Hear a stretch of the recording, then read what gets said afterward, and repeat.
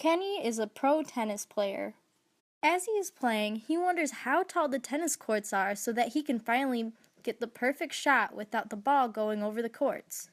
Kenny comes up with a great idea. He can use similar triangles with the mirror to estimate the height of the tennis court. By using this method, two right triangles are created that are similar. The triangles created share an angle where the mirror is located, which is a vertical angle. Because they are right triangles, they also each have 90-degree angles, making them similar triangles. With the help of his friend Gabby, they both begin their measurements.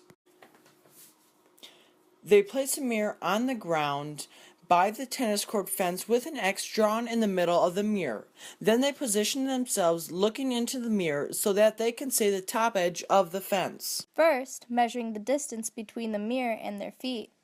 Then, the distance between the mirror and the tennis court fence. And finally, the distance from the ground to eye level. They can use 3 measurements to estimate the height of the tennis court fence, and Kenny will finally get that perfect shot.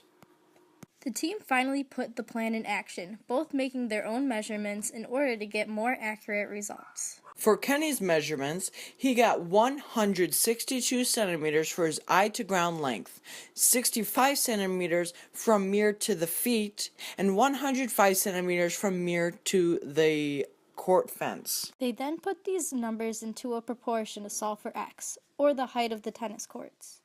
Then saw that x was 261 centimeters, finally finding the estimated height of the courts. Gabby also solved for x, using the same process, and resulted in getting 264 centimeters. Their estimates were very close, although not the same. This may be because a few slight errors while measuring. To be sure their calculations were correct, they both directly measured the fence, and the height was about 300 centimeters. They saw that their indirect measurements were not very different than the direct measurement of the tennis fence. Thanks to Gabby and geometry, Kenny finally made his perfect tennis shot.